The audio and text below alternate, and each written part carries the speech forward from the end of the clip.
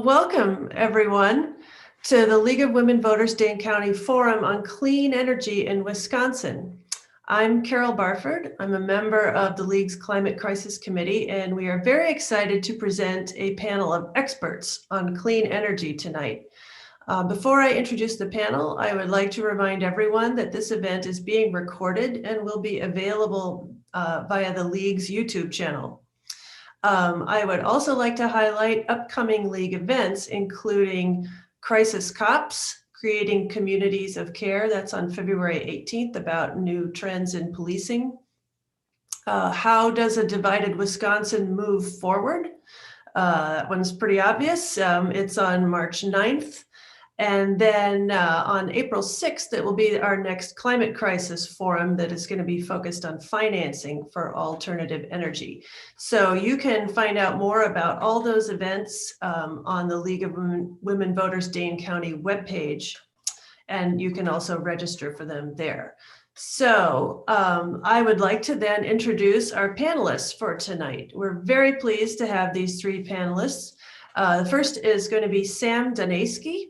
He's the Distributed Renewable Energy Program Director for Renew Wisconsin, which is a nonprofit that promotes clean energy in the Badger State. Sam manages all of Renew's solar energy programs and conducts policy analysis on non-utility sources of renewable energy. Before joining Renew, Sam was an operational meteorologist creating weather forecasts for airports, utilities, and the media. After Sam, we'll hear from Dr. Ken Waltz, who's taught science, engineering, and renewable energy since 2003, following his PhD research on advanced lithium-ion batteries, which was done here at UW-Madison and in cooperation with government and industry. He directs the Center for Renewable Energy Advanced Technological Education. That's a great acronym. Somebody must have worked hard on that one. CREATE at the Madison Area Technical College. Ken has been recognized as Professor of the Year by the Carnegie Foundation and the Council for Advancement and Support of Education, and also recognized as the Energy Educator of the Year by the Wisconsin Association for Environmental Ed. And last, we will have Scott Conan. He's the executive director of the Wisconsin Conservative Energy Forum, a nonprofit org that was launched in fall of 2017. Previously, Scott worked in the Wisconsin State Capitol on the legislature's Joint Committee on Finance and was selected as one of Midwest Energy News's 40 under 40 leaders in the clean energy economy in 2019. Scott is dedicated to educating and informing conservative leaders on emerging clean technologies and advancing a conservative, pragmatic vision of a renewable energy future. So welcome, all of you. Let us just say that the format tonight is going to be that each of our panelists will have up to 10 minutes to present a brief snapshot of clean energy in Wisconsin as they see it. And after each one of those, we'll have a very brief space for questions of clarification only. And after all three have had their say, we'll move on to our Q&A period. So, Sam, you are first. Please kick us off. Well, thank you very much for that introduction, Carol. I'm going to share my screen here. So thanks for having me. As Carol said, my name is Sam Donaiski. I work with Renew Wisconsin. We are a renewable energy advocacy and policy organization. We do work across the Badger State to advance solar, wind, hydropower, biogas, geothermal, and now we're getting into electric vehicles and battery storage technologies as well. Really excited to be here. I'm actually a Minnesota native, and just a quick side note, that photo there right in the center is actually of my parents' solar array in northern Minnesota outside of Duluth. So I always like to kick off my presentations with, if solar can work in northern Minnesota, it can clearly work everywhere. So I think I'm going to give that to Scott later on so we can pass that around to the conservative legislators and talk a little bit more about that. So I'm going to be kind of giving us the overall view, the landscape of what renewable energy and energy production looks like in the state of Wisconsin. So we're going to talk about where we're at, we're going to talk about where we're going, and also how we're going to get there too. And to start off, it's a little bit of a grim picture, to be honest. So this is a slide from the New York Times talking about, or kind of displaying, I should say, how Wisconsin has generated our electricity over the last 20 years. And it doesn't take a genius to notice that there's a lot of coal in this slide. And that's where most of our electricity, sadly, has come from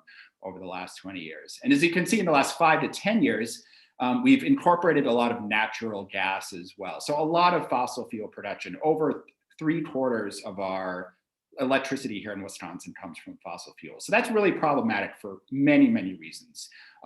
First and foremost being, Wisconsin does not have any coal or natural gas reserves. So we have to bring all of that money in from out of state to the tune of billions of dollars per year. And I think Scott and Ken is also going to be talking about that a little more too. But as you can see clearly from this image, we have a long way to go to transition to a 100% renewably powered society.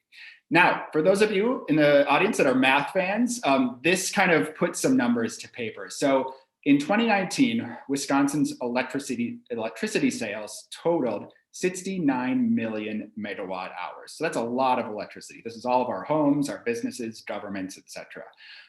And you can kind of see something similar to this on your own home electric bill. Typically, the utility will list you in kilowatt hours. So this is just a much, much bigger number. And to break that down a little bit more, 1% of that represents about 690,000 megawatt hours per year. And that number actually happens to correspond pretty closely with a figure of 300 megawatts of solar power, which happens to also be right about where we're at today in Wisconsin. So right now in Wisconsin, we typically get about, right now we have about 300 megawatts of solar power. So that means we are only powering about 1% of our electricity numbers over the years. Now that number is certainly going to go up, but this sort of just gives you an idea of where we have to go. And to break it down even a little further, this is how Wisconsin's individual utilities are set up as well. So this figure here shows some of our main investor-owned and cooperative utilities. It shows how many customers they serve, what their current renewables mix is, and then some of their stated goals as well. So as you can see, if you look at the column of the current renewables mix, there's a pretty big disparity between, say, the we energies of the state and the Xcel energies of the state. There's also, as you can see, there's some disparities in their goals as well. Some of our utilities have 100% CO2 reduction goals. Some of them have carbon-free goals. The language is a little bit dicey as well. But the important thing that you should remember about this slide is they have goals. Goals are important. This is how we get to things like a 100% renewably powered society. So it's really important to show that, while we don't have a lot of renewables in the mix right now, and while we have a long way to go, we are looking at the right path forward, and we are, making really tangible goals and processes and actions to get there. So that's kind of where we're at. Now, more importantly, more exciting, where are we going? This is a map that Renew Wisconsin has made of renewable energy installations that are in what we call the MISO queue. And the MISO is sort of our Midwest grid, if you want to call it that. It stands for the Midwest Independent System Operator. So the map is less than a year old and it's already out of date, which is kind of exciting and kind of frustrating as well. But the figures on the left here are up to date as of, I think, yesterday. So we have quite a lot of solar coming into the queue, over 6,500 megawatts of solar coming onto the queue. Like I said, we're right about 300 today. We have some wind coming onto the queue, not quite as much. We also have a lot more wind capacity currently generated in the state today as well. And we also have some battery storage coming online too, which is really, really exciting, especially when we start talking about battery storage at the utility scale. So if all of these projects were to come online, and unfortunately there's no guarantee about it, but if they do, this would constitute about 33% of our total renewables for the state, which is really exciting. That's a really big leap forward from our 1%, or about 10%, I should say, is what our current renewables mix is right now. So again, this hopefully is where we're headed. Now, how do we actually get there? This is sort of the nuts and bolts of the problem. And this figure right here represents real projects and real progress towards those goals. So these are solar farms that have been approved by the Public Service Commission. The first two have been approved and are either complete or under construction. The Two Creeks project in Manitowoc County just came online here in the fall. Badger Hollow hopes to come online here in the next year or so, as well as the Point Beach project. The Badger State project, unfortunately, has been delayed a little bit. And then two new projects that have just been approved by the PSC in the last couple of months will also be coming online soon as well. So these are projects that have been approved, and they basically are just waiting now for construction to commence, or they're already under construction at the moment. Now, a little bit back in the line, if you will, these are more solar farms that are going to be coming online. So these ones have had their CPCNs, or Certificate of Public Convenience and Necessity, approved or filed in some cases. So, this is just going to add even more solar to our grid. And these projects that I'm showing here are only projects that have had to go to the Public Service Commission. There's actually a lot of solar projects that don't have to. If a project is under 100 megawatts, it actually gets approved at the local level. So there are several of those types of projects in the mix as well that we're going to be adding on. And if you incorporate this slide, that last slide, and those other projects that I talked about that don't have to go through Public Service Commission approval, that's going to bring us to over 2,000 megawatts of solar just in the next couple of years, hopefully in the next 3 to 4 years or so. And that's going to comprise about 7% of our electricity. So really, really exciting that there are so many tangible projects that are going to be so ready for construction here in the very near future.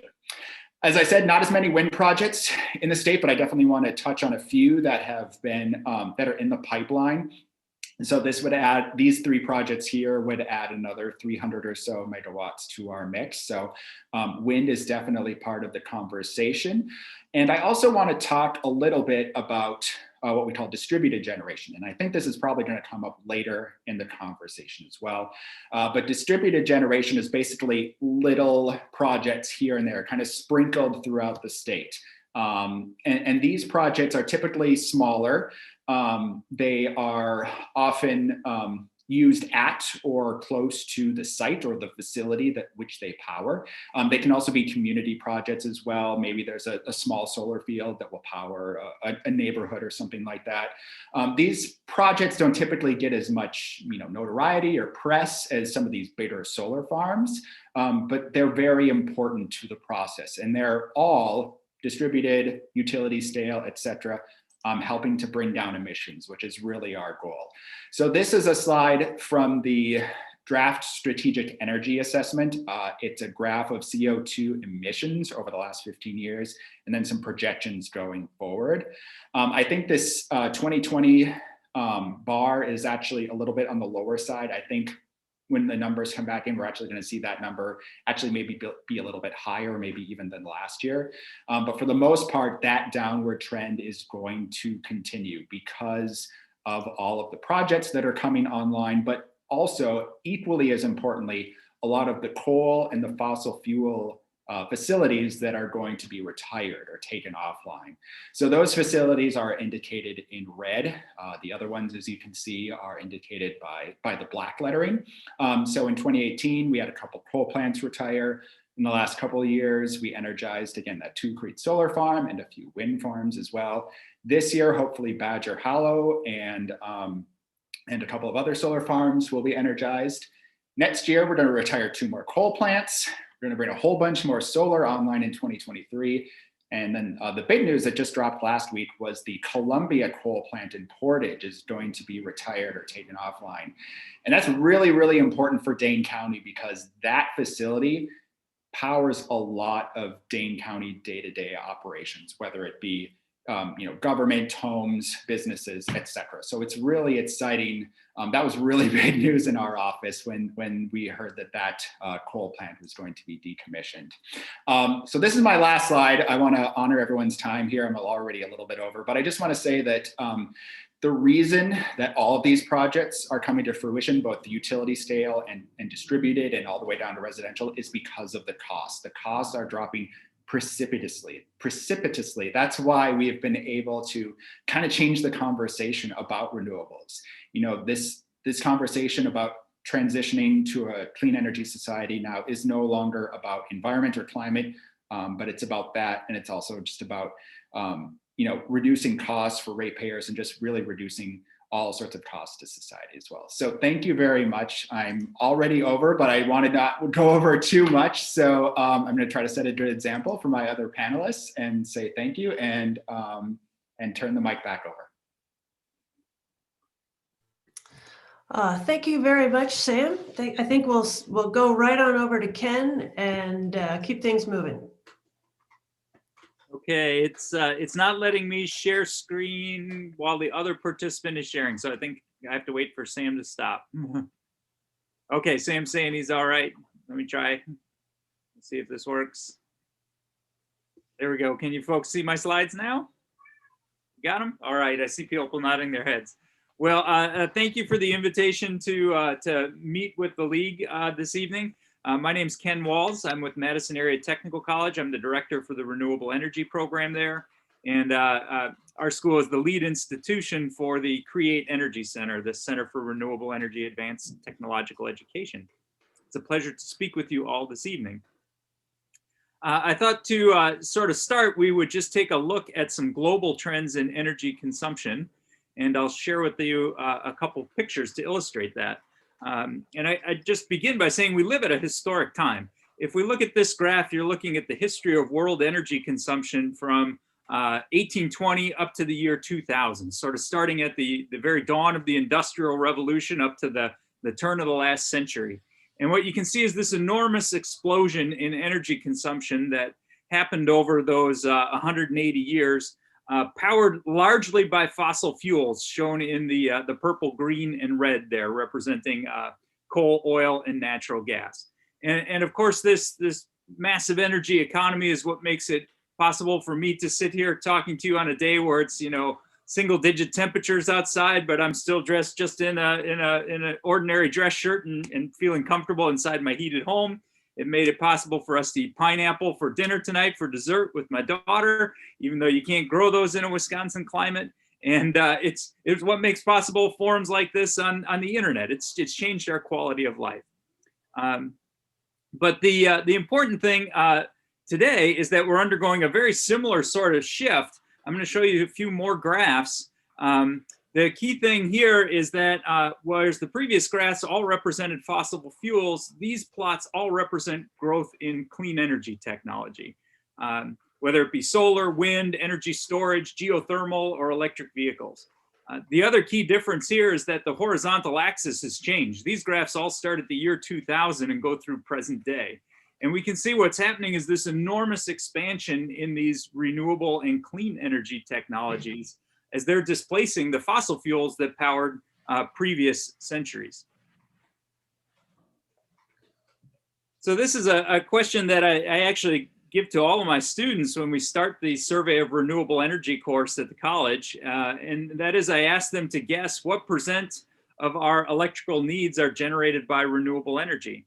I won't ask you folks tonight to guess, but I will tell you it's actually kind of a challenging question because it depends on the point in time at which it's asked. I can share with you a little bit of data. When I was teaching this course back 10 years ago, the answer to that was 11%. That's a national average for the US, and that's all renewable sources combined together. By comparison, if we jump ahead by a decade from 2010 to today, renewable energy now provides over 25% of US electricity in the year 2020. So we've seen just a tremendous growth in this area over the last decade.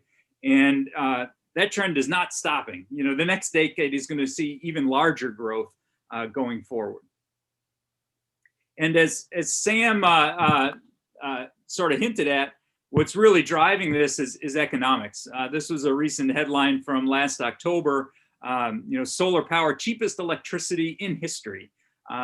Depending on where you are regionally, it's either solar or it's wind energy right now, which is the lowest cost way to produce electrical energy. And in some cases, you might be able to produce electricity for less than 2 cents a kilowatt hour, which until recently was completely unheard of. And what that means is that going forward, the future really will be powered by these renewable resources. This past year in 2020, 80% of all new electrical construction was in renewable construction. The other 20% was some natural gas. At the same time, if you look at the plants that are being retired, and Sam spoke to this a little bit, what we see is largely coal-fired power plants at the end of their operating lifetimes, along with some nuclear plants and older natural gas plants that are at the end of their lifespan being retired, being decommissioned, and these are all being replaced with renewable energy, which is great news for our atmosphere, it's great news for local air quality, and it's good news for electric ratepayers because we're displacing expensive plants with lower cost forms of energy. Since this is the Dane County League of Women Voters Forum, I thought it was good to at least give a shout out to the locals here. This is an older headline from 2017 when the city of Madison sort of made the press as being the first Midwestern city to commit to 100% renewable energy. And I think that was a bold move at the time it was taken. The thing that's interesting, though, is that Madison is no longer unique. We've been joined by hundreds of cities all across the country. This list now includes over 170 cities. There's dozens and dozens of counties, other municipalities, villages, and several states that have made pledges to transition to 100% renewable energy. So this is really what the future is going to look like over the next decade or two. And since I'm speaking from the perspective of a technical college, the important thing is, what does that mean for our workforce? This is a little bit older headline from 2017, but at the time, renewable energy was creating US jobs twice as fast as any other industry. When we think about high growth industries, we oftentimes think about things like the tech sector or things like healthcare. And if you look at this list, you can definitely see tech jobs and healthcare jobs on that list. But the amazing thing is that the wind and solar careers are by far the fastest growing and have been for really the last decade, with wind and solar technicians sort of alternating the top two spots from one year to the next. One of the questions my students oftentimes ask is, wait a minute, I heard there was a trade war and everything with the last president. Didn't that stop all of renewable energy? I can tell you this is a little bit more recent data from 2019 from the Bureau of Labor Statistics.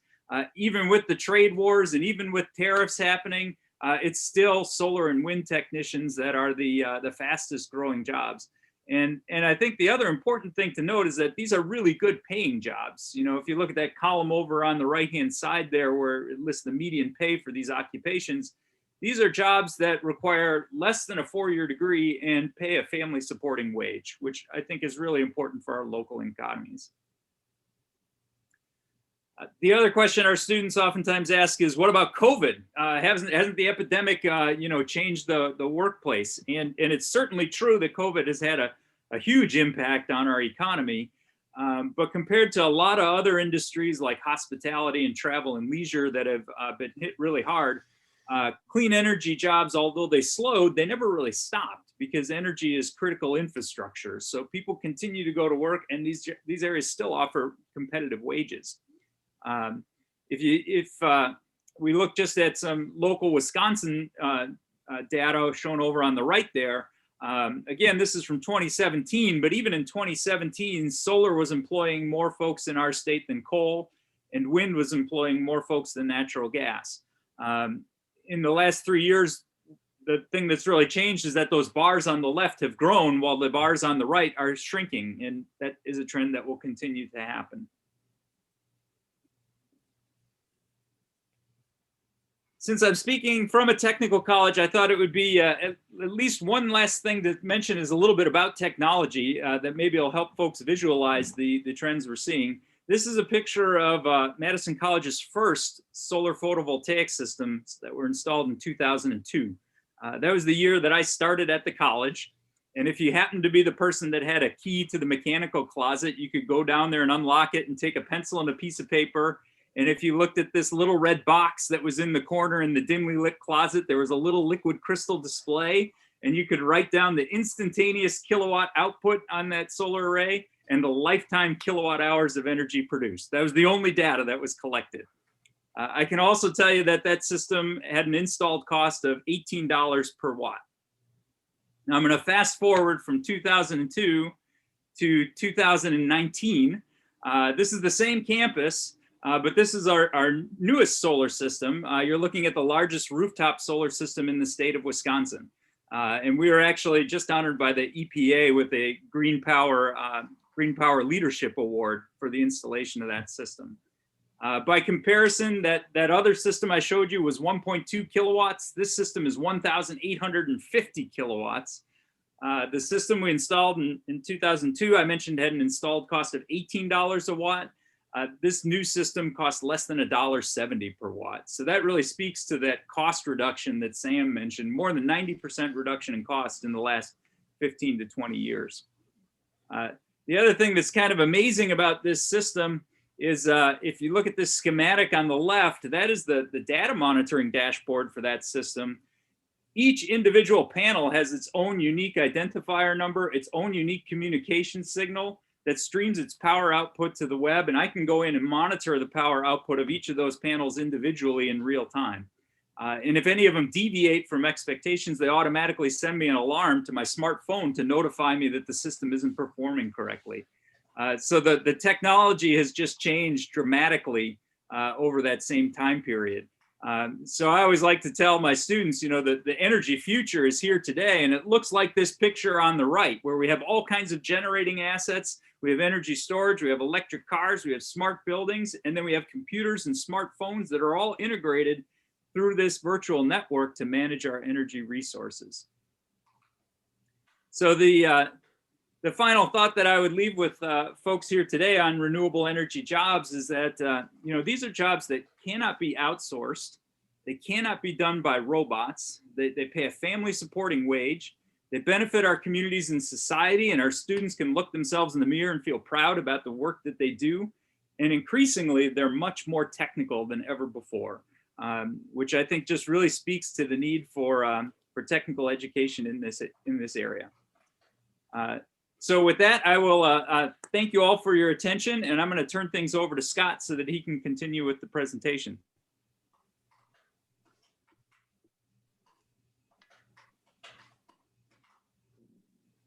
Hey, everybody, give me 1 second. I'll get my screen up here.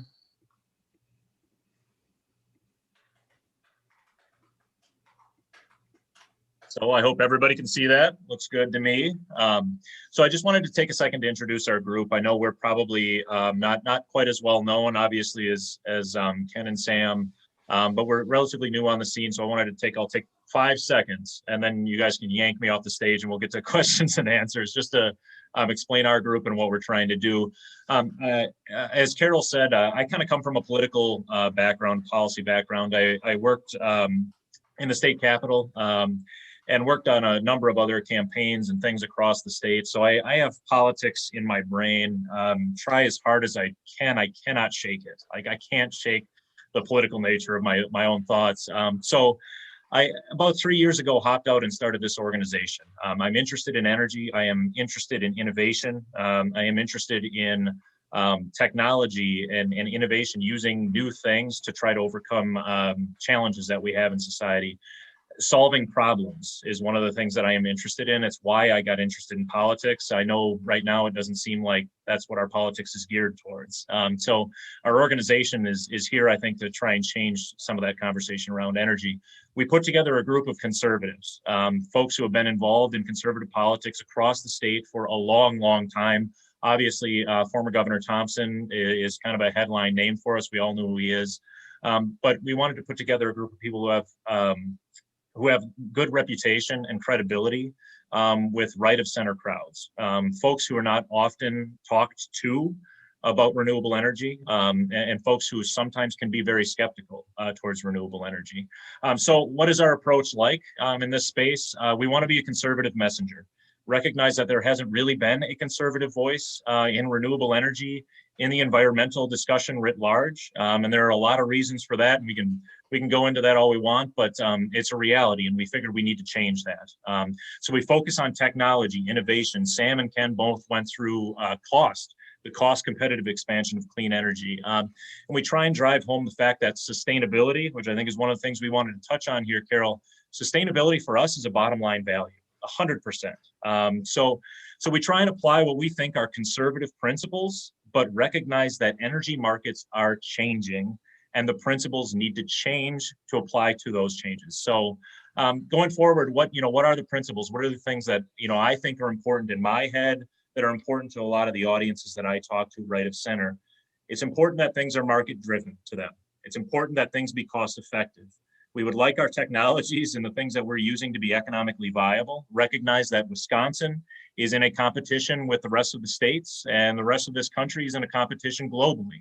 We'd like to try and keep energy costs low if we can while solving problems. Do the technologies lead us to be independent? And I say energy independent at every level.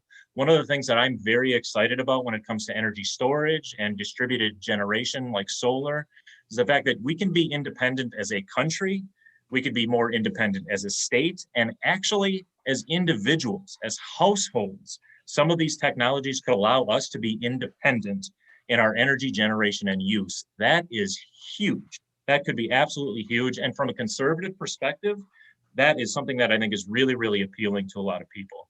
And again, is it reliable and conducive to economic growth? Those, I think, are principles which are largely popular. I think they're probably popular with everybody that's in the audience here. But again, we need to apply those principles and recognize that markets are changing and the technology is changing. So as we go forward, I'll just touch on the cost aspect too. All three of us are going to talk about it. This is a rough comparison with coal, natural gas, wind, and solar. And you can see the changes in wind and solar that mirror what Ken and Sam talked about. I drive home to a lot of my audiences that this is new. This is very, very new. This is within the last 5 years. I talk to a lot of folks who have been arguing against renewable energy for the better part of 40 years. And sometimes the next thing on this slide, this is a very, very difficult thing to get across to some folks. I have talked to people who, my political memory is pretty, it's not long. I've talked to people who, apparently Jimmy Carter put solar panels on the White House in the 70s and Ronald Reagan took them off. And people have told me that story many times. And so people's preconceived notions are really baked in on a lot of these issues. And clean energy being in fact the cheapest form of new generation energy build that we have in this country is a revolutionary change for a lot of people. And it takes reinforcing that message a lot to get it to drive home to some audiences. So what is our conservative case for alternative energies here? Or I'd even call it maybe the business case for alternative energy. We don't necessarily talk about subsidies. We don't necessarily talk about mandates. I think we're moving past renewable portfolio standard discussion. And again, this is probably controversial here with the audience, but I don't talk about climate change. I barely talk about the environmental benefits to these technologies. I find often that when climate change gets brought up, it sucks the air out of the room.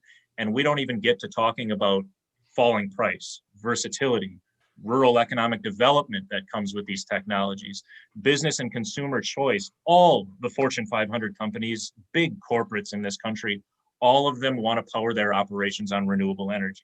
Wisconsin is at a huge disadvantage if somebody's looking to site a large facility in our state. Grid diversity is going to be huge. And the national security implications of some of this stuff, again, energy independence, true energy independence. This stuff all appeals to conservatives. We don't have to lead off with the discussion about some of the more divisive reasons to support these technologies. So what do we do? What do we try to do here? I try really hard to establish connections with local leaders, statewide leaders, Republicans, educating local decision makers and statewide Republicans about what's happening in our state. Sam and Ken touched on it. There is capacity in renewable energy being built in the state. There are projects going in the ground. There are shovels going in the ground. We are actually seeing the transition in our communities take shape. Someone really, I think, we need to focus more on connecting folks who are skeptical of this with the reality that is taking place in their own communities. And at the end of the day, what I'm really passionate about is finding policy that can appeal across both aisles. So I'll dive in for just a second on some of the policy challenges that I see. This has been politically, this has been a hard couple of years, I think, for everybody. Been particularly hard on me personally. The past few months have been really, really rough. So I'm probably down in the doldrums on politics a little bit right now. So I'll try not to bum everybody out. But I really think we should treat renewable technologies as disruptive technologies. There are huge, huge opportunities for us as a state, but there are also very significant challenges that we need policymakers and regulators to recognize and try to figure out moving forward. I tell people on the right, people need to recognize that renewables right now are fighting and winning without subsidy, without mandate in competitive markets. That is not a trick that's being pulled on us by the environmental left. That is a real thing that is happening in our country. And I think it's actually a free market success story. On the left, I think folks probably need to realize that the policies that we pursued to push renewables forward in the last 10 years are not going to be the policies that we need moving forward. So I think another thing that we all need to probably keep in mind, it seems at every level right now, political dysfunction is going to be the rule, not the exception. Political gridlock is a reality that we're all going to have to deal with. I'm of the personal belief that we live in an extremely divided country. We are in an extremely divided purple state, right down the middle, 50-50. And a lot of us live in extremely divided communities. If we are not spending time talking to people that don't already agree with us on issues, we are wasting our time completely, because we need people to come to our side on things, and we need to rediscover the ability to speak different values, and we need to rediscover the ability to persuade people. So I would encourage people, when we start talking about policy, be realistic, recognize the challenges, but also try and push for those solutions, specific solutions. And recognize, I think, a good thing to drive home again to conservatives, and especially state leaders, policy and leadership is lagging behind technology, and Wisconsin is missing out on tens, maybe hundreds of millions of dollars worth of infrastructure investment because our policy is not right in the state. So what do we have? What do we recognize as problems? Stranded assets. We have obviously huge problems around uneconomic, non-performing old line fossil fuels. Our state, it was fortunate enough or unfortunate enough to be one of the last to build a coal plant. We don't really talk about that, but that's going to be a huge cost to us as ratepayers and probably as taxpayers going forward. How do we find innovative solutions to help utilities move out of old assets and into new assets? Supporting EV uptake, infrastructure to let the market flourish. That is obviously a huge issue. In Wisconsin, we are lagging behind, again, all of our neighbors in EV charging infrastructure deployment. We need to take a very serious look at it. We have impediments, regulatory impediments, that I think are holding back private market investment in our state. One of the things that I hear a lot from organizations, this won't surprise people, now that the economic case against renewables is not as strong or has been turned on its head, I hear a lot about intermittency. I hear a lot about the variability of wind and solar in particular. It is a strong argument to people that don't often think about energy. The sun does not always shine and the wind does not always blow. We have a solution that is coming onto the market that I think fixes that problem, energy storage in all of its different forms. How do we integrate energy storage quickly onto the grid to push renewables further and actually enhance the economics of renewables? Third-party financing of solar projects in Wisconsin, competitive markets in general. I will tell the audience that we have utility scale power development because we have utility scale power demand. However, again, I will drive home that one of the really cool things for me in this world is that solar and distributed storage have the opportunity to unlock the individual potential. But that is going to require some measure of competition in our energy markets, which we do not have in the state of Wisconsin right now. And that appeals to us, I think, as conservatives. We want competition, we want private markets, we want private companies to flourish in this state, we need laws to change that. So I hear often also as well about the life cycle of a turbine, panel, battery. Are we encouraging recycling solutions? Are we looking at the writ large mineral supplies that we have, the supply chain issues that we have for all of these technologies? Land use concerns. I will tell people this is kind of all politics is local. Well, all renewable energy development is going to be local. The biggest impediment to solar, wind development in the state of Wisconsin right now, utility scale projects, it has nothing to do with policy. It has nothing to do with what we're doing in Washington, D.C. It has nothing to do with what we're doing in Madison. The biggest impediment, particularly to wind deployment in our state, is local opposition and local leadership at the county level, at the city council level, the mayor level. I would encourage everybody to talk to their local leaders about this, because local leaders are where the rubber is going to meet the road on this thing. And Ken talked a little bit about worker training. I think we need to get ahead of the curve on worker training. And I hope that that is still an area where we have bipartisan solutions and bipartisan agreement. So at the end of the day, just to wrap it up, I would encourage everybody, what we're really looking for, be realistic in this space. Bipartisan common sense solutions that I think seek to facilitate a market-led transition to new technology. That is our way forward. If we recognize that political dysfunction is growing, is probably only going to continue for the next 5, 10, 15, 20 years, the way forward on this thing is to try and find bipartisan common ground with people that you don't necessarily see eye to eye on any other issues with. And that's going to be very, very difficult to do, but I would encourage everyone to do it. We're trying to some degree in Wisconsin here. So I'll wrap it up, and hopefully we can get to some questions, please. All right. Thank you very much, all three of you. The presentation's full of ideas and numbers, kind of like drinking from a fire hose. But we have a lot of questions, so I'm just going to hop in. One question is MISO, Midwest Independent System Operator, the Midwest Grid.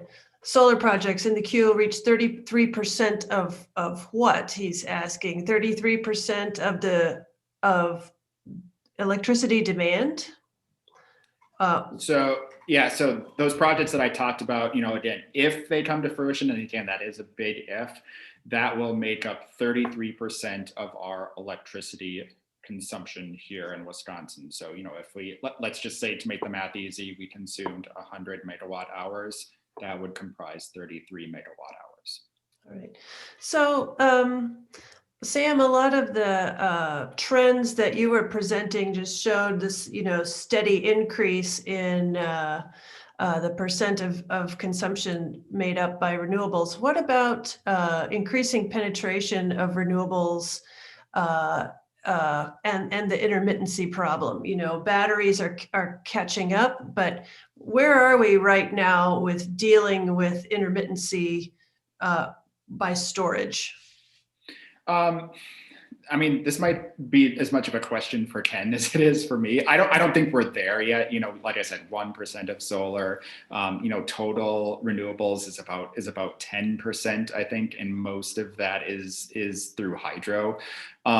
So we don't have to worry about that yet. I think we're going to have to, obviously, at some point, right? But we can look to states like California and Iowa, actually, a really close neighbor. Iowa's got a ton of wind production. Wind accounted for 42% of all the electricity produced in Iowa. And wind, I can say as a meteorologist, is much more intermittent than the sun is, that's for sure. So, this is something we're definitely going to have to address at some point. And from that MISO side as well, you can see that we're incorporating utility scale battery storage as well. But I think one of the more exciting parts about battery storage and just, backup in general is where it's coming at that distributed level. I've talked to many of our solar installers, and just in the short time that I've been with Renew, 3 years, the conversations that solar installers have had with homeowners have gone from battery storage to, no, way too expensive, 40, 50 grand to every single homeowner now is basically having a pseudo legitimate conversation about battery backup. And it's not necessarily, you know, you're going to power your home for weeks and months and you're going to go off the grid, but there are things like Tesla walls now where you can put a battery system in, still be connected to the grid, and when the grid goes down, you can flip onto that and still, you know, power your refrigerator or some other, you know, maybe really important things too. So, and we're going to see this incorporated even more as microgrids start coming on too. But I'd kind of be interested in Ken's take from more of an engineering perspective on what he thinks about the intermittency problem. Yeah, sure. I can comment on that a little bit, Sam. And I should also say we've done some feasibility studies at the Tech College looking at, you know, energy storage infrastructure for our campuses. And, you know, the results of those analyses are right now from an economic standpoint, the smarter thing for us to do is just put more solar on all of our buildings. And until we've built out all that solar capacity, you know, the calculus just isn't there for the economics on energy storage yet. What does change that, though, is if you have a need for resiliency and for backup. And for some of our campuses where we have backup generators that are nearing the end of their lifetime, you know, it may be when we get to the point that that needs to be replaced, instead of getting another diesel genset, it becomes an investment in a battery. And you can imagine other facilities like police stations, fire stations that have needs for, you know, emergency response, that it's not so much an economic question of how much energy can I store, but a question of what am I willing to spend to have that backup power there when you need it, right?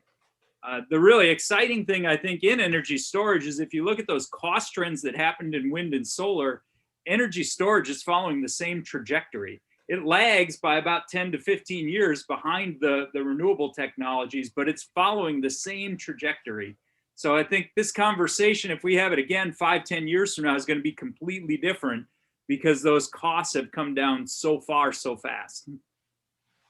And I should say, we're already starting to train our students in that technology. We've installed some of those residential systems like Sam described, so that our students can start learning about the different types of storage technology, how to work with it, and be prepared. So when the market does make that shift, they're ready for those jobs. All right, thank you. Thank you both. I have a real practical question here.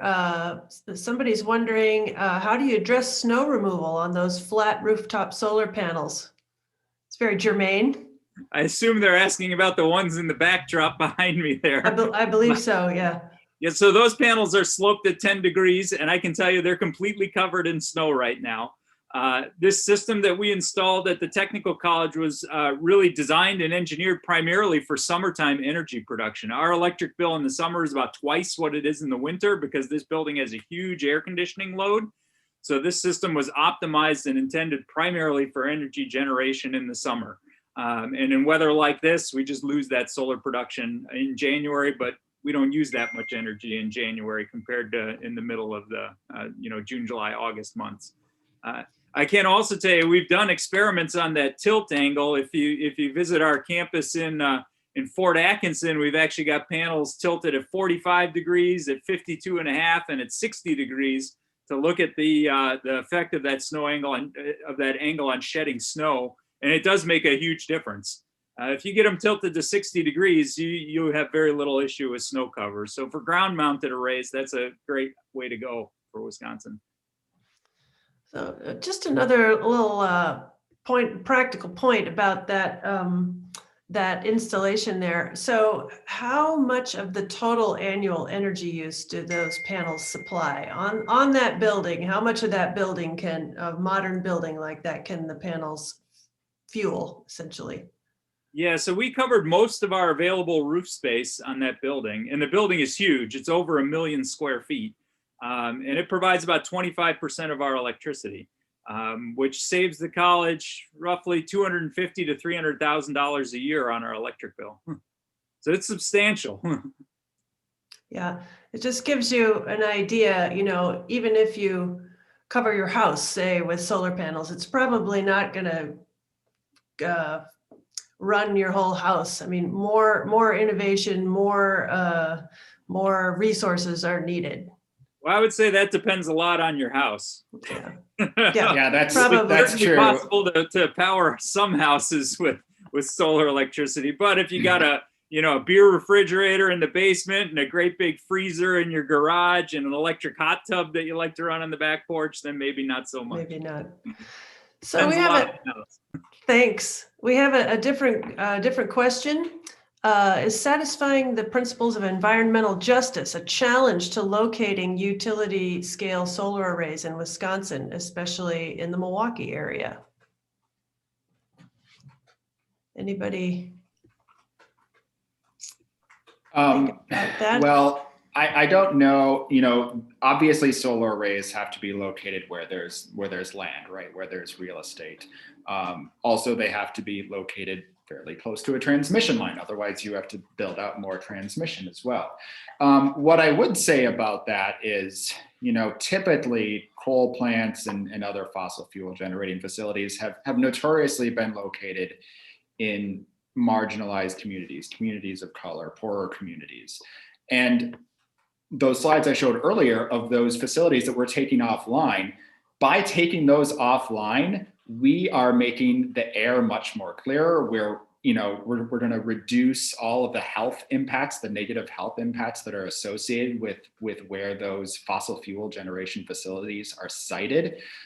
So I'm not exactly sure what the question means in terms of placing a solar farm in the Milwaukee area or whatever. But more importantly, it's taking those other facilities offline and putting solar where it's most appropriate and where we're going to get the most production and capacity out of it. All right, thanks, Sam. So I have a question for Scott. What are the pluses and minuses of a renewable energy installation for a rural community? Solar farms, wind turbines. How does that go in a small community? It goes not well sometimes. This is one of my pet peeves. Sometimes with maybe organizations who are a little bit maybe left of center, kind of present renewable, and all three of us did it to some degree. We present renewables with rose-colored glasses, and that's kind of our jobs a little bit. And I'm very excited by this stuff, so I like to pitch a positive message. But there are drawbacks here as well. And the diffuse nature, particularly on the solar side of things, the energy density isn't quite there, right? So, you're dealing, I think, right now. Maybe Sam, Ken, you could probably correct me on this, but you're looking at probably 7 acres of land for every 1 megawatt of generation for a utility scale solar farm, and that's a large land impact. I mean, it really is. So, out in Iowa County, up in Manitowoc, and in a lot of areas of the state now, we're looking at thousands and thousands and thousands of acres of land moving from tillable acreage, farmland, to solar land. That's difficult. It's not difficult from a 30,000-foot view, holistic view. Right now, farmers aren't getting money for growing crops, and they haven't for a lot of years now. So it probably makes some sense to take farmland actually out of production, and give farmers a steady stream of diversified income. So there's a positive there for rural communities on the economic development side of things. Increased tax revenue. Typically these solar farms will come with at least a couple of permanent jobs that are sited locally in the area. And again, the payments to landowners, particularly farmers, that's huge for rural economies. The benefits are there, but it's also a challenge. I mean, we deal with anything from, you take 2,000 acres out of production, and one farm has been spreading manure on 1,500 of those acres. Now that farm has to figure out where to go with that manure. And typically that's a transportation challenge for them and an added cost. So little issues like that tend to snowball and become really large controversies in local communities, particularly if local leaders aren't educated and aren't ready to take on these kind of developments. And that's what I would say a lot of folks on this call. We're changing the way energy is generated, and we're changing the way it's impacting all of our communities. So, we're not going to do the 1,500 megawatt coal plant that affects just one community. renewable energy is diffuse and spread out. So, I mean, you saw Sam's map. There are a lot of counties and a lot of communities that have never dealt with energy generating facilities that are going to have to deal with them now. And that is, again, a unique challenge. On the wind side of things, I would say that it's Wisconsin is almost like a historically difficult state to build and site wind. And I would chalk it up to a lot of NIMBY, not in my backyard, is kind of a, it's almost an insult to throw around, I think sometimes, but people really don't like to look at wind turbines. And there are people that really think that there are negative health impacts to wind turbines living next to them. So there are just a lot of different things that go into this, but we can't pretend that renewable energy doesn't have large impacts on local communities. I mean, they do. I think the good outweighs the bad, and we need to educate people toward that goal, I think. But you know, recognize that there are real challenges to the development, especially at a utility scale. All right, thank you. So can I tack on to what Scott said a little bit? You know, in general, I agree with a lot of the stuff Scott said just now. And in general, I want to share this slide with you because this was some work done by one of our interns about a year ago. And this slide right here shows, it's a nice pie chart. We all like pie, right? How Wisconsin's land is comprised. So we have roughly 26% of it is in cropland, 26, 27, let's say. Farmland, grazing land is about 15%, and then the rest is about 58.4%. So our intern calculated that if we were to get 50% of our energy, you know, if I had the magic wand and I could wave it and boom, 50% of our energy right now was supplied by solar, that would only take up 0.3%, so less than 1% of our total land area. So it's a pretty small amount. And I realize that there are definitely concerns with, you know, my dad always said, you know, they're not making more land, right? And we have to worry about spreading manure and all these other things too. But this is a very, very small amount of land. And even if we used what some people consider to be prime cropland, even if we took that out, that is really comparable right now to what, it's the same amount of land currently in Wisconsin under the Conservation Reserve Program. So the government is already paying farmers to take that cropland out of circulation as it is. We should just put solar on that. We can get, like I said, 50% of our electricity from that. So I think, you know, it's really important to point out that, you know, like Scott said, about 7 acres per megawatt, that is a lot of land, but you have to realize like how big the state is, and you have to realize that there are other factors too. And again, I'm not saying that this is a silver bullet, you know, there are other factors to consider, but I really just wanted to make that point because I think it's a great slide and a great graph to show just the big picture. All right, thanks, Sam and Scott. So question, I wonder if any or all of you want to jump in on some of the policy and legal barriers. One question is asking, what is holding back the electric vehicle infrastructure, and what policy or regulation would be could move this in a way that's agreeable to both the right and the left politically?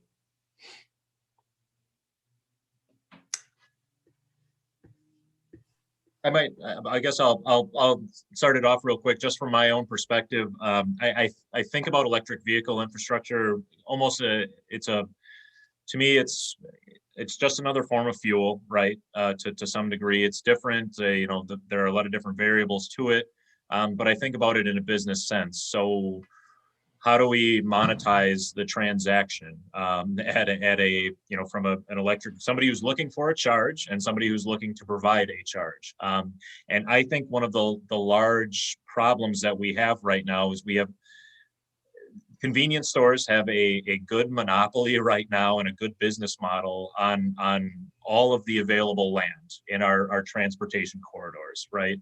But if I'm a Quick Trip, or if I'm one of those operators, right now it's extremely difficult to monetize the transaction between somebody looking for a charge and somebody looking to provide it. It is a legal illegal in the state of Wisconsin for somebody to charge for electricity unless they are a utility or a cooperative.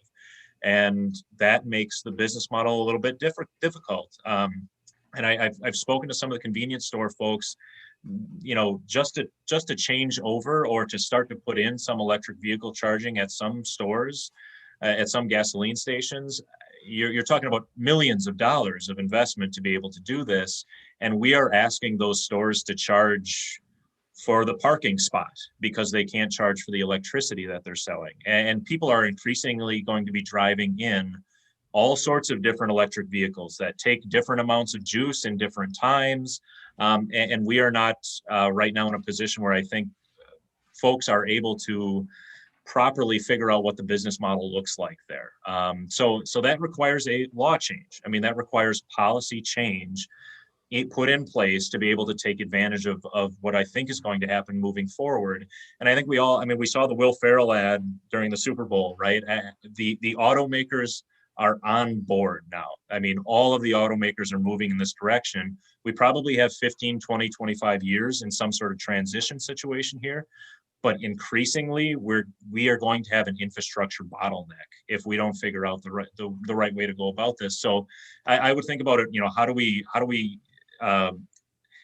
leverage the market and move in that kind of direction where we incentivize private investment to move forward and figure out the right business model. All right, thank you. So we have a few more questions. We are at time, but I already cleared with our panelists that maybe we could run over just a tiny bit. So there is a question. Is there any initiative to install wind farms in the Great Lakes? What's brewing there? Anything? What do we think about that? I assume we mean like offshore wind, essentially. I on the believe Great so. Lakes. Yeah. Yeah. I have not seen any types of projects. You know, it's from a purely theoretical perspective. You know, it could be done. I know. Speaking about Lake Michigan specifically, I know that the terrain in Lake Michigan isn't really great. The shelf or whatever, the bottom of the lake kind of drops off really quick. So, but now that we're getting, you know, these floating wind turbines, it's a possibility. Again, purely from a theoretical perspective, but there's nothing concrete, even close to concrete in the works for that. All right, fair enough. Carol, on that one, if you wouldn't mind chime in Go for ahead. just a second. I would encourage everybody to take note of, again, the extreme local opposition that has taken place to some of these offshore projects on the East Coast.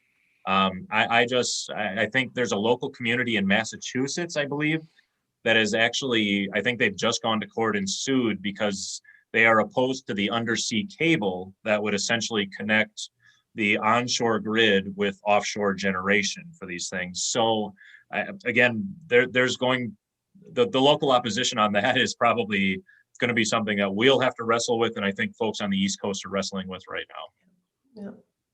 All right. So another question, which of the governor's climate change task force report initiatives do you think will gain bipartisan support? What other state renewable policy initiatives might gain bipartisan support? And I think this is for Sam and Scott, what are your organizations doing to get these changes made? And Governor's task force had some fairly constrained proposals. So is it Scott? Is Scott gonna? Sure. I'll take it. So I read through the task force report, and you know, credit to the administration. They brought together a lot of voices on the task force. I mean, that was legitimately the most concerted, serious effort that, you know, any administration put together in Wisconsin in a very, very long time in my lifetime, in my political memory. So credit to the administration on that. it would not have been my choice necessarily, again, to couch all renewable energy policy that's in there in purely climate terms necessarily, but we are where we are on that, and people's passions and drives are different. So, but long story short, I think there's significant policy in there that has the opportunity to garner bipartisan support. I don't think that I'm saying anything that nobody will understand on this call here. It matters where ideas originate from in our system now. It matters who comes up with the ideas. It matters whose names are on the ideas. So, if I were speaking directly to the governor's office or the administration, man, I don't know if it's possible to reach out to the legislature at this point in time. I don't know if the two parties are talking to each other on any issues. But there are ideas in there that appeal to conservatives. I'm a conservative and I ticked off some ideas, and I guess I won't get into the specifics of it, but again, we are in a situation now politically where, again, it matters, who leads and who starts with these ideas, and where it ends up. So, without going too deep into it, something that originates from the governor and originates from Democrats in the legislature probably does not have a very good chance of making it back to the governor's desk. Something that originates from a Republican legislator or the Republican caucus maybe has a chance at ending up with bipartisan support and getting across the finish line to the governor's desk. It matters how we do this kind of stuff. So we have to be strategic about it, I guess. Very good. I think this is probably going to be about our last question, because we can't keep you guys here forever. But what new clean energy technologies are feasible options for Wisconsin communities to meet emission goals? Is there anything new or any new aspects of the technologies you guys have talked about? I can take this first, but I definitely want to hear what Ken has to say. We, at Renew, we kind of taken all of the above approach, right? We don't advocate for just solar or just wind or just hydro. It's all of them. And we don't advocate for renewables just at like personal and individual levels. And we don't advocate for it just at utility levels. It's everybody. This is a huge, huge problem, and we're going to need everyone on board in order to tackle it, right? So honestly, I would say I'm going to give probably a really disappointing answer, but those technologies are already there. They exist. Solar and wind are perfectly viable options right now that we can do right now, right today. There are certainly things in the pipeline that look like they might be interesting. Battery storage obviously comes to mind right away. Ken talked a little bit about the cost curve for that dropping, kind of following the same trajectory as solar and wind. And I absolutely agree with him. I think that's going to happen too. So I think battery storage and maybe, more than just lithium ion technology, hopefully will be coming down the pike. I've heard things about hydrogen fueled cars. I don't know for sure if that's the way to go, but I just want to say, I think that implementing the technologies that we have now on a much grander scale is really the way to go. But like I said, I want to hear Ken's engineering brain wrapped around this one too. Well, I would first agree with Sam that I don't think anybody should wait around for the next great thing to come out and use that as an excuse not to pursue renewable energy at this point in time. There's no need to be sitting around waiting for improvements, because the tech that we have works really well and gets the job done. That said, here at the college, we do a lot of work with startup companies, and we try to test drive a lot of new products. If we were giving this talk 5 years ago, nobody would be talking about bifacial solar panels that can generate electricity from the front and the backside of panels. And I would say 5 years from now, you're going to see a lot more of that technology because it produces additional energy from the backside. It also helps with melting snow. And we've actually done some of that work on the tech college campuses here in Wisconsin to test that technology.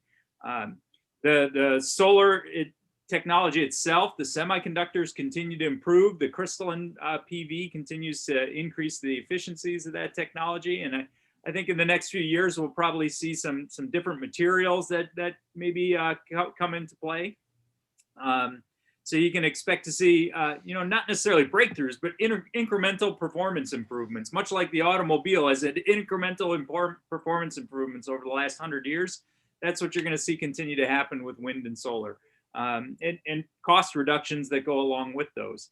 I think Sam's correct on the battery side. There's a lot more different stuff happening there, a lot of innovation there. People all hear about lithium ion. They don't realize there's about half a dozen different types of lithium ion chemistries. And the lithium ion batteries themselves have actually multiple components, 2 different electrodes, an anode and cathode and electrolyte. We've had a number of startup companies here in Madison, Wisconsin working on those materials. I think you could see some silicon anode technologies probably in the next few years, maybe some sulfur cathode technologies that make it out there. Potentially, flow batteries could be much larger scale storage than what is currently available, so that instead of just storing for a few hours over an evening, we might be able to store for several days at a time with a large flow battery setup. If you get into more exotic things like molten salts and stuff like that, you can look at sort of utility scale storage. I think there'll be a lot of that in the future, but I still agree with Sam's main point, which is that we don't have a real pressing need for that right now. Until we get a lot more solar and wind on the grid, there won't be a huge necessity for that energy storage. And we've got a few years to build out our generation infrastructure and let those costs continue to fall, let those technologies continue to mature, and find out what those sort of winning innovations are in the marketplace. All right, thank you, Ken. Yeah, and we didn't even talk about the apologies to the questioner who asked about efficiency and conservation, which is supposed to be the first fuel that we go for. Yes, Scott has the. Here, I'll give you one more amateur pitch on this stuff. I was always really amazed when I first came into this space a couple of years ago that we have the technology to turn cow manure into like natural gas. And we have the technology to turn manure into power, essentially. And the economics are challenging, the systems are challenging. However, we are maybe starting to figure out somewhat of a sort of functioning renewable natural gas market in this state. It's long story, it's propped up, I think, by a system in California, a subsidy system in California, but we are starting to see some real investment and movement in the renewable natural gas market, which, I mean, we have one really, really renewable resource in this state, and it is cow manure. So if we can unlock the economics behind that technology, it could be really huge for us as a state. I'll echo that, Scott. Having taken a group of educators to Germany and witnessed their biogas sector,